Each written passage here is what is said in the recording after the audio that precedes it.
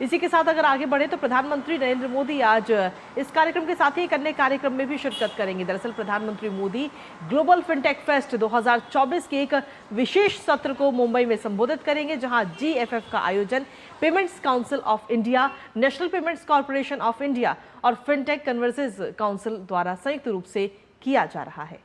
आपको बता दें कि भारत और विभिन्न देशों की नीति निर्माताओं, नियामकों, वरिष्ठ बैंकरों, उद्योग जगत के दिग्गजों और शिक्षाविदों सहित लगभग 800 वक्ता सम्मेलन में 350 से अधिक सत्रों को संबोधित करने वाले हैं। इसमें फिनटेक परिदृश्य के नवीनतम नवाचारों को भी प्रदर्शित किया जाएगा। GFF 2024 में 20 से अधिक विचार, नेतृत्वकारी रिपोर्ट और श्वेत पत्र लॉन्च किए जाएंगे। तो प्रधानमंत्री नरेंद्र मोदी के महाराष्ट्र दौरे में आज ग्लोबल फिनटेक फेस्ट 2024 को प्रधानमंत्री नरेंद्र मोदी आज सुबह 11 बजे के करीब संबोधित करने वाले हैं, जिसमें फिनटेक परिदृश्य के नवीनतम नवाचारों को प्रदर्शित किया जाएगा और करीब 800 वक्ता इस संबोधन में प्रधानमंत्री नरेंद्र मोदी को आज सुनेंगे। और आपको बता दें कि लगातार भारत फिनटेक इंडस्ट्री में नए आयाम स्थापित कर रहा है और लगातार तेजी से वृद्धि हो रही है, अर्थव्यवस्था को मजबूती मिल रही है। और फिनटेक फेस्ट 2024 में पेमेंट्स काउंसिल ऑफ इंडिया और national payments corporation of India शामिल होंगे। और इसी के साथ हमारे साथ में इस वक्त मुंबई से हमारे सहयोगी अजय मिश्र इस वक्त जुड़ गए हैं। सीधा उन्हीं का रुख करते हैं। अजय, अगर देखा जाए तो फिनटेक फेस्ट ये आयोजन हो रहा है और इसमें आज जब प्रधानमंत्री नरेंद्र मोदी पहुंचेंगे तो उनके संबोधन में क्या कुछ अहम बातें वो अपने संबोधन में शामिल कर सकते हैं? अजय, देखिए कृतिका, सबसे बड़ी बात यह है कि ये दुनिया का सबसे बड़ा फिनटेक इवेंट है और सबसे बड़ा थॉट लीडरशिप प्लेटफॉर्म कहा जाए अगर फिनटेक की बात करें। इस वक्त अगर हम ग्लोबल फिनटेक इंडस्ट्री की बात करें तो उसमें भारत तीसरा सबसे बड़ा फिनटेक इकोसिस्टम है।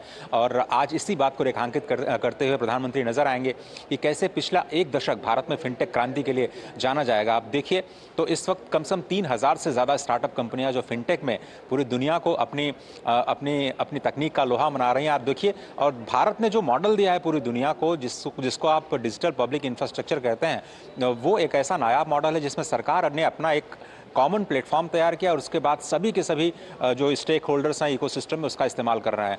ऐसा मॉडल पूरी दुनिया में कहीं नहीं है। और GFF जो कि मुंबई में हो रहा है, जियो कन्वेंशन सेंटर में, ये दुनिया का सबसे बड़ा फिनटेक ग्लोबल इवेंट है जिसमें 75 देशों से ज़्यादा जो डेलीगेट्स हैं वो शामिल हो रहे हैं। और अगर हम देखें तो 800 से ज़्यादा स्पीकर इसमें अपनी बात रखते हुए नजर आएंगे। आज अंतिम दिन है इस ग्लोबल फिनटेक फेस्ट का और ये उम्मीद की जा रही है कि जो फिनटेक इंडस्ट्री में AI सोल्यूशंस हैं, आर्टिफिशियल इंटेलिजेंस हैं, उसको कैसे इंक्लूसिव बनाया जाए और आगे जाते हुए कैसे ईज़ ऑफ लिविंग, जिस पर लगातार सरकार का फोकस रहता है कि कैसे किया जाए, उस पर फोकस होने की उम्मीद है। बहुत सारे प्रोडक्ट्स भी लॉन्च किए गए हैं और आप भविष्य देखेंगे कि शायद आप अभी फ़ोन के ज़रिए पेमेंट कर रहे हैं, आगे जाते हुए आप अपने कार की चेन के साथ आप कर सकते हैं।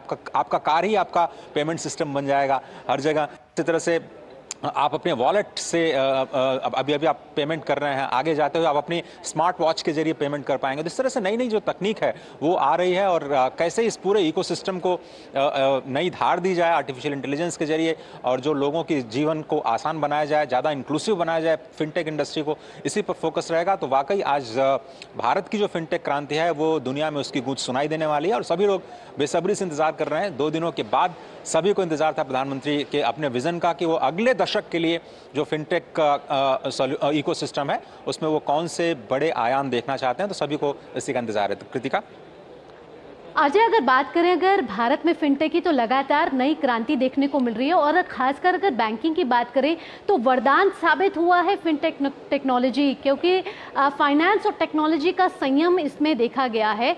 और साथ ही साथ अगर पूछना चाहें, क्योंकि अब हमने देखा है कि US के गवर्नर ने भी UPI में इंटरेस्ट दिखाया। इसके साथ मॉरिशस की हम बात करें, दूसरे कंट्रीज़ की बात करें तो वो ऑलरेडी UPI को अपने देश में लागू करने के लिए इच्छुक नजर आए हैं। अगर बात करें फिनटेक और बैंकिंग की तो किस तरीके से नए आयाम स्थापित हो रहे हैं भारत में?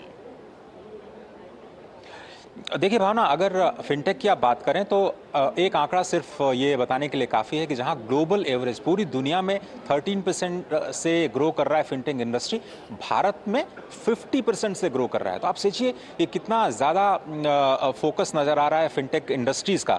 आगे जाते हुए जो आपने बैंकिंग की बात की, सारे बैंकों को एक ही प्लेटफॉर्म पे लेकर के आना, ये भारत ने करके दिखाया और भारत के फिनटेक स्टार्टअप्स ने करके दिखाया। अब आपने सुना होगा कि यूपीआई की जगह अब हम यूएलआई पे काम कर रहे हैं, यूनिफाइड लेंडर इंटरफेस, जो कि जल्दी ही लॉन्च किया जाने वाला है, जिसमें क्या होगा कि सारे के सारे जो दस्तावेज हैं कंज्यूमर्स के वो डिजिटाइज हो जाएंगे। जो स्टेट गवर्नमेंट्स और अलग अलग जीएसटी नेटवर्क मान लीजिए या फिर इनकम टैक्स डिपार्टमेंट के जितने डेटा होते हैं, सारे डेटा को कोलेट करके एक बहुत ही लिमिटेड टाइम फ्रेम में आपको ये पता चल जाएगा कि किसी का वर्थ क्या है, लोन वर्दीनेस क्या है, और उसको तुरंत लोन और इंश्योरेंस की सुविधाएं मिल जाएंगी। तो अभी जो आपको वित्तीय सेवाएं लेने में बहुत समय लगता है, आर्टिफिशियल इंटेलिजेंस के जरिए, डेटा माइनिंग के जरिए, मशीन लर्निंग के जरिए उसको और आसान बनाया जाएगा और अपने आप ही जिस चीज़ की ज़रूरत होगी आपको लेंडिंग की दुनिया में, वो आपको आसानी से मिल जाएगी। तो हम सभी के जीवन को आसान बनाने के लिए फिनटेक ने एक बहुत बड़ी भूमिका निभाई है और उम्मीद यही की जा रही है कि जो आगे आने वाले सॉल्यूशंस हैं वो आपके और हमारी ज़िंदगी को और भी ज़्यादा आसान बनाएंगे और भी ज़्यादा इंक्लूसिव बनाएंगे। और आपने हाल ही में देखा होगा कि जो जनधन है, जिसने जो दुनिया का सबसे बड़ा वित्तीय समावेशन कार्यक्रम है, जिसमें कि 53 करोड़ से ज़्यादा लोगों के खाते खोले गए हैं, उसके बाद आधार से जोड़ा गया है, उसके बाद मोबाइल के साथ जोड़ करके उसको जिस तरह का एक डीबीटी का प्लेटफॉर्म तैयार किया है, जिसने गवर्नेंस की दिशा में भी एक बहुत ही महत्वपूर्ण योगदान दिया है। तो ये एक नया मॉडल जो पूरी दुनिया में और कहीं नहीं है और सभी लोग भारत से कुछ न कुछ जरूर सीखना चाहेंगे। अजय, इससे पहले भी जब प्रधानमंत्री नरेंद्र मोदी महाराष्ट्र आए थे तो उन्होंने कहा था कि महाराष्ट्र को ग्लोबल फिनटेक कैपिटल बनाना है और लगातार फिनटेक इंडस्ट्री जो है नए आयाम स्थापित कर रही है। 584 बिलियन जो है डॉलर इसकी वर्थ थी 2022 में, और अगर 2030 की बात की जाए तो 2.1 ट्रिलियन डॉलर इसकी उस उद्योग की, इस पूरी इंडस्ट्री की कीमत जो है, रेवेन्यू है, जो मापी जा रही है। अजय, फिलहाल इन तमाम जानकारियों के लिए आपका बहुत बहुत धन्यवाद। आगे भी आपसे अपडेट लेते रहेंगे। जब प्रधानमंत्री नरेंद्र मोदी संबोधन देंगे उसके बाद आपसे डिस्कस करेंगे कि कौन सी प्रधानमंत्री नरेंद्र मोदी की बड़ी बातें रही। बिल्कुल, और इसी के साथ में चलिए नया सफर में आगे बढ़ेंगे, लेकिन आगे बढ़ते हुए बात करेंगे विधानसभा चुनावों को लेकर। लेकिन उससे पहले वक्त एक छोटे से ब्रेक का, आप बने रहिए हमारे साथ।